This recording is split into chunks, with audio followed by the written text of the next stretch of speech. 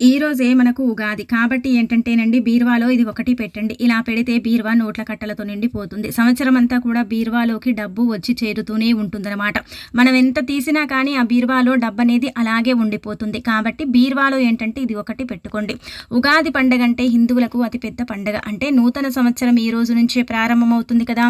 కావున మనము ముఖ్యంగా ఏంటంటే గనక బీరువా దగ్గర కొన్ని నియమాలను ఆచరించాలి. ఎందుకంటే బీరువాలోనే కదండీ మనం కీలక పత్రాలు, అలానే కాకుండా బంగారు ఆభరణాలు, అలానే కాకుండా మనకు సంబంధించిన కొన్ని వస్తువులు ఏంటంటే గనక మనం బీరువాలో పెడతాం. ముఖ్యంగా ఏంటంటే మన డబ్బుని బీరువాలోనే మనం దాస్తూ ఉంటాం.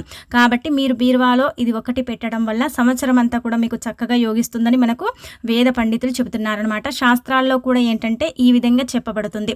అందుకే మీ ఇంటి బీరువాలో ఇది ఖచ్చితంగా పెట్టుకోండి. ఉగాది రోజున మనం కొన్ని నియమాలను ఖచ్చితంగా ఆచరించాలండి. అంటే మీరు ఉదయాన్నే లేచి శుచిగా స్నాన కార్యక్రమాలు చేసుకొని మీరు పూజ చేసుకుంటారు. పూజ చేసేటప్పుడు ఈ నియమాలు పాటిస్తేనే లక్ష్మీదేవి మీ ఇంట్లోకి వస్తుందని మనకు పురాణం చెబుతుందన్నమాట. మన పూర్వీకులు ఈ విధంగానే ఏంటంటే గనక ఆచరించేవారు కాబట్టే మన ఇంట్లో లక్ష్మీదేవి అంటే స్థిర నివాసాన్ని ఏర్పరచుకుంది అని చెప్పటం జరుగుతుంది. మీరేంటంటేనండి గుర్తుపెట్టుకోండి, పూజ చేయాలనుకుంటే మీరు ముఖ్యంగా 7:30 లోపే చేయొచ్చు. 5 నుంచి 7:30 లోపు చేయొచ్చు. ఆ సమయాలలో మాకు కుదరదండి అనుకుంటే గనక మీరు గుర్తుపెట్టుకోండి 9 నుంచి 12 లోపే పూజ చేసుకోండి. అలా చేసుకుంటే మంచిదండి. ఆ సమయాలు ఏంటంటే గనక చక్కగా ఉన్నాయి. ఆ సమయాలు మనకు అనుకూలిస్తాయి. కాబట్టి ఈ సమయాలలో గనక మీరు పూజ చేసుకుంటే మీకు అదృష్టం, అలానే కాకుండా ఐశ్వర్యం అన్నమాట. ఇక ఆ తర్వాత ఉగాది రోజున ఖచ్చితంగా అందరూ కూడా అండి బాగా కలిసి రావాలి, సంవత్సరం అంతా కూడా యోగించాలి, ఇబ్బందులు ఉండకూడదు అనుకుంటారు కదా! అలాంటి వాళ్ళు ఎరుపు రంగు వస్త్రాలు మాత్రమే ధరించాలి. ఎరుపు అంటే అంటే విజయానికి అదృష్టానికి సాంకేతంగా చెబుతారు, విజయానికి చిహ్నంగా కూడా భావిస్తారు. కాబట్టి ఎరుపు రంగు బట్టలు ధరిస్తే చాలా మంచిదన్నమాట. ఇలా మీరేంటంటే ఎర్రటి వస్త్రాలను ధరించుకోండి. ఇక మీరు ఇంట్లో పూజ చేసుకోండి. అంటే లక్ష్మీదేవిని పూజించుకోండి. అమ్మవారిని దీపధూప నైవేద్యాలతో పూజ చేయాలి. పూజ చేసిన తర్వాత మనము అంటే ఉదయం చేయగానే సరిపోదండి, సాయంత్రం సంధ్యా సమయంలో కూడా చేసుకోండి. సంధ్యా సమయంలో చేయటం వల్ల కూడా ఏంటంటే గనక సంధ్యా సమయంలోనే కదా లక్ష్మీదేవి భూమిపైన సంచరిస్తూ ఉంటుంది. అలా ఆ సమయాలలో ఈ తల్లిని పూజించుకోవడం వల్ల మన ఇంట్లో తిష్ట వేసుకుని కూర్చుంటుందన్నమాట. ఇంట్లో ఎంత నిష్ట నియమాలతో మనం పూజ చేసుకుంటామో మనం తులసి కోట దగ్గర కూడా అంతే నిష్ట నియమంగా ఏంటంటే గనక పూజ చేస్తేనే మంచి ఫలితం ఉంటుందని పురాణాలు చెబుతున్నాయన్నమాట. 2 పూటలు కూడా దీపారాధన చేసుకోవాలి. తులసి కోట దగ్గర కావచ్చు, అలానే కాకుండా ఇంట్లో కూడా కావచ్చు. అంటే మనము అంటే దీపం పెట్టిన తర్వాత దీపం కొండెక్కుతుంది కదా, ఆ దీపంతోనే అంటే అదే నూనెతో మళ్ళీ దీపం వెలిగించుకోవాలి, సరిపోతుందన్నమాట. అలా మనకు మంచి ఫలితం అయితే ఉంటుంది.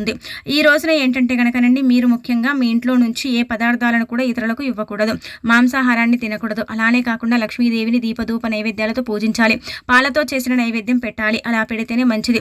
ఉగాది పచ్చడిని ప్రతి ఒక్కరు కూడా స్వీకరించాలి. అలానే కాకుండా జాతక దోషాలు, గ్రహ దోషాలు, అనేక రకాల ఇబ్బందులు ఉంటూ ఉంటాయి కదా, అలాంటి వాళ్ళు ముఖ్యంగా ఈ రోజున ఏంటంటే గనక బెల్లాన్ని తీసుకుని దానిపైన ఆవునేతిని పోసి అది స్వీకరిస్తే జాతక దోషాలు పోయి సంవత్సరం అంతా కూడా యోగించి ధనం అనేది వస్తుందన్నమాట.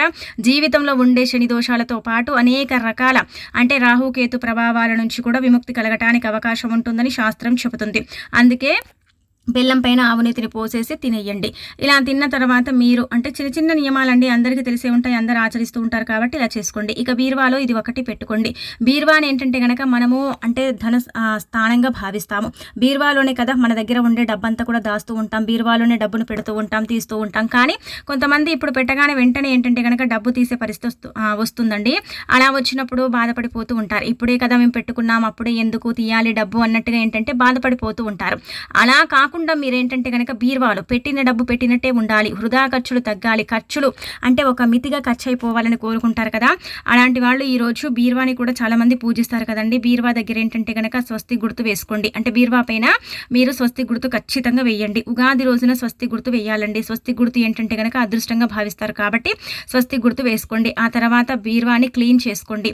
అంటే మీకు సమయం లేదనుకుంటే ఈరోజు ఉదయాన్నే మీ పనులు అయిపోయిన తర్వాత బీరువాని క్లీన్ చేసుకోండి. చిందరవందరంగా కాకుండా కొంచెం నీట్గా సర్దుకోండి, సరిపోతుంది. బీరువా అంటే మనం ఆడవాళ్ళమండి ముఖ్యంగా అంటుకు ముట్టుకు సంబంధించినవి ఏవి కూడా పెట్టకూడదండి బీరువాలో. అలా పెడితే అక్కడ లక్ష్మీదేవి ఉండదు. ఆ తల్లికి అలాంటివి నచ్చవు కాబట్టి అంటుకు ముట్టుకు సంబంధించి కొంచెం దూరంగా పెట్టుకోండి. బీరువాలో ఏంటంటే కనుక ఏదైతే అవసరం ఉంటుందో అది మాత్రమే పెట్టుకోండి.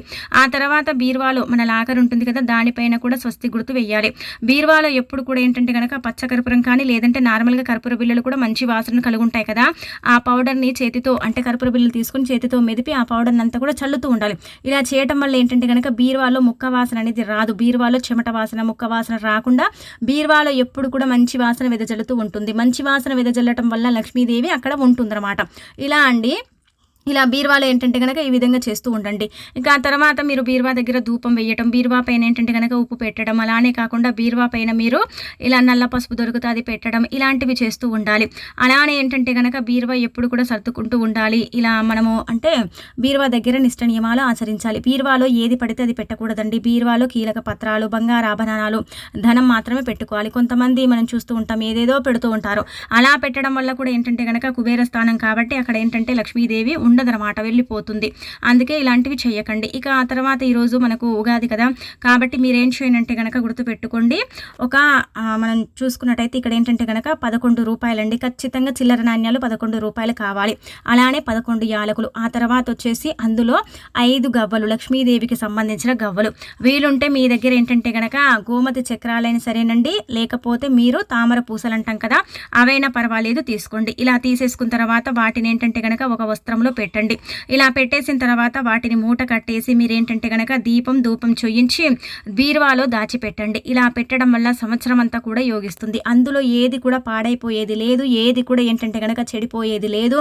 ఇవన్నీ కూడా ధనం అంటే లక్ష్మీదేవి, గవ్వలంటే కూడా అమ్మవారికి ఇష్టం, యాలకులంటే కూడా అమ్మవారికి ఇష్టం. కానీ యాలకులు కుళ్ళు ఉన్నవి కొంచెం అంటే పుచ్చులు ఉంటాయి కదా, అలాంటివి తీసుకోకండి. యాలకులు నీట్గా ఉండేవి తీసుకోండి. అలా తీసుకుంటేనే ఫలితం అధికంగా ఉంటుందన్నమాట. అదే యాలకులు కొంచెం డ్యామేజ్ అయినవి ఇలాంటివి మీరు తీసుకున్నారనుకోండి, పెద్దగా ఫలితం ఉండదు.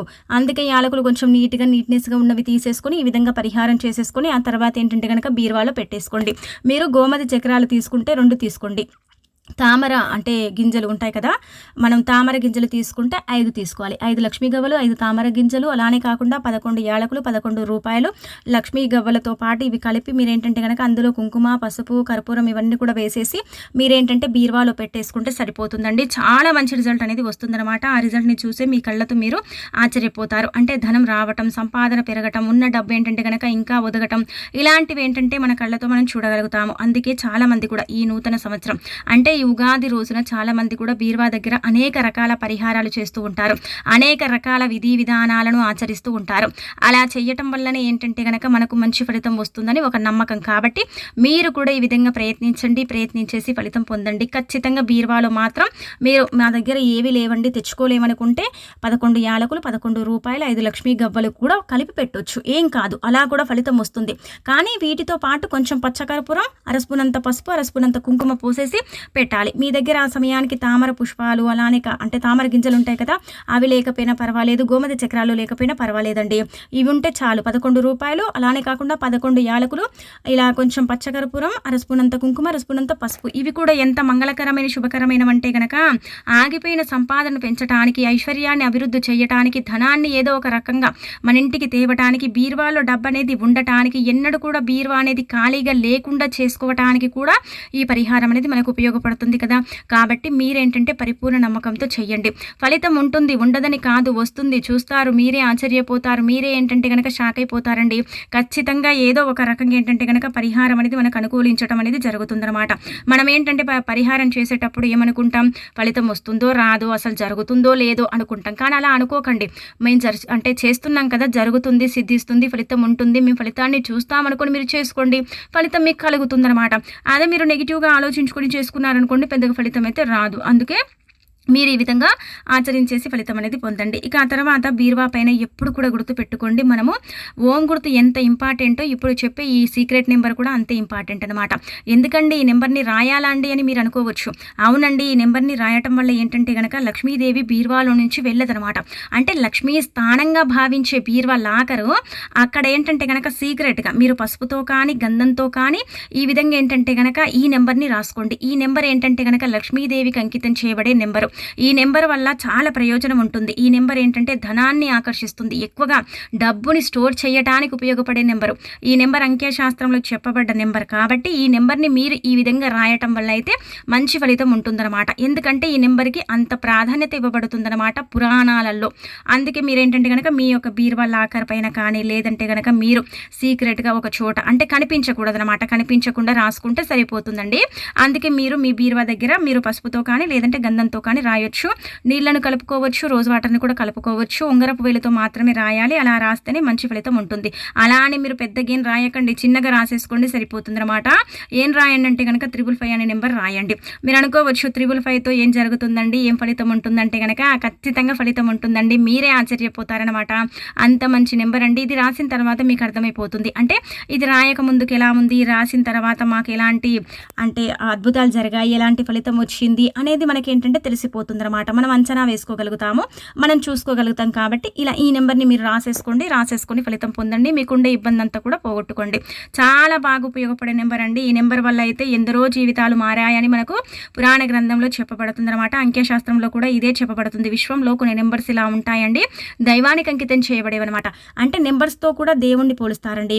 1 అంటే శివుడు, 5 అంటే లక్ష్మీదేవి, అలానే కాకుండా 7 అంటే వెంకటేశ్వర స్వామి, ఇలా కొన్ని ఉంటూ ఉంటాయండి. కొన్ని పర్సనల్ నెంబర్, కొన్ని సీక్రెట్స్ నెంబర్స్ అని ఉంటూ ఉంటాయి. అందుకే చాలామంది కూడా ఫోన్ మొబైల్స్లో కూడా ఏంటంటే కనుక పర్సనల్గా నెంబర్స్ని పెట్టుకుంటారు.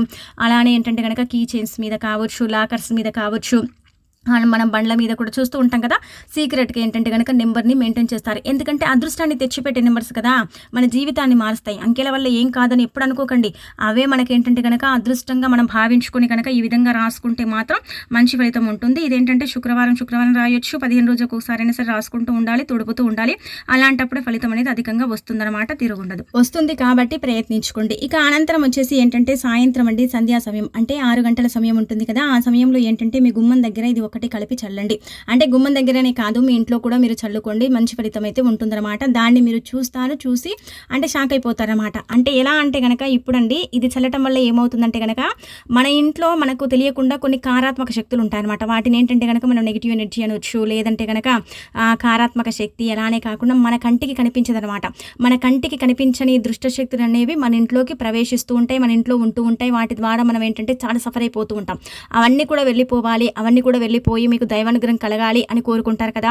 అలాంటి వాళ్ళు ఏంటంటే కనుక ఈ రోజున ముఖ్యంగా గుర్తుపెట్టుకోండి, సాయంత్రం సంధ్యా సమయం అంటే ఇది 6 గంటలకే చేయండి అని రూల్ ఏమీ లేదు. రాత్రి 12 లోపు కూడా మీరు చేయొచ్చు. అలా కూడా మీకు ఫలితం ఉంటుంది. కొన్ని పాలు తీసుకోండి. పాలలో ఏంటంటే కనుక కొంచెం రోజ్ వాటర్ కానీ లేదంటే అత్తరుంటే అత్తర్ని 2 చుక్కలు కలపండి. ఒక 2-3 స్పూన్ల పాలండి, అంతకు మించి మీరు ఏం తీసుకోకండి. 5 చుక్కలు కానీ ఒక 2-3 చుక్కల అత్తరు కానీ కలిపేయండి. రోజ్ వాటర్ అయితే 7 చుక్కలు కలపండి. నార్మల్ అత్తర్ అయితే 3 చుక్కలు సరిపోతుంది. కలిపిన తర్వాత గుమ్మం దగ్గర చల్లండి. ఇంట్లో మూలల్లో మాత్రమే 2 చుక్కలు చిలకరించాలి. అలా చేయటం వల్ల ఏంటంటే కనుక మన కంటికి కనిపించని కారాత్మక శక్తి మూలల్లోనే ఉంటుంది. కాబట్టి ఆ మూలల్లో నుంచి దృష్ట శక్తులు బయటికి వెళ్ళిపోయి అద్భుతమైన ఫలితాలతో మన ఇల్లు తులతూగుతూ ఉంటుంది. ఇంటి పరంగా బాగుంటుంది, ఇంటి వాతావరణం మనకు అనుకూలిస్తుంది. అలానే కాకుండా దేవతలు, దేవుళ్ళు మన ఇంట్లోకి ప్రవేశిస్తారు. మనకు కావలసినంత ఐశ్వర్యంతో పాటు చక్కటి అభివృద్ధిని కూడా ఇస్తారని మనకు పురాణాలే చెబుతున్నాయన్నమాట. శాస్త్రాల ప్రకారం ఏంటంటే కనుక చాలా మంది కూడా అండి ఇలా ఏంటంటే గుమ్మం దగ్గర చల్లుతూ ఉంటారనమాట. అందుకే మీరు కూడా ఈరోజు ఉగాది కదండి, పరమ పవిత్రమైనది, చాలా శక్తివంతమైనది. మరి సంవత్సరం అంతా కూడా మన ఇంట్లో లక్ష్మీదేవి ఉండాలంటే మనం కూడా చేయాలి కదా. అందుకే మీ ఇంటి గుమ్మం దగ్గర మీరు ఈ విధంగా ఏంటంటే చల్లేసుకోండి. ఇంట్లో కూడా మూలమూలల్లో గదుల్లో చిలకరించేసుకోండి, సరిపోతుంది. అలానే కాకుండా మీకు మంచి ఫలితం కూడా వస్తుంది. సంవత్సరం అంతా కూడా మీకు ఇక డబ్బని మనం చెప్పొచ్చు.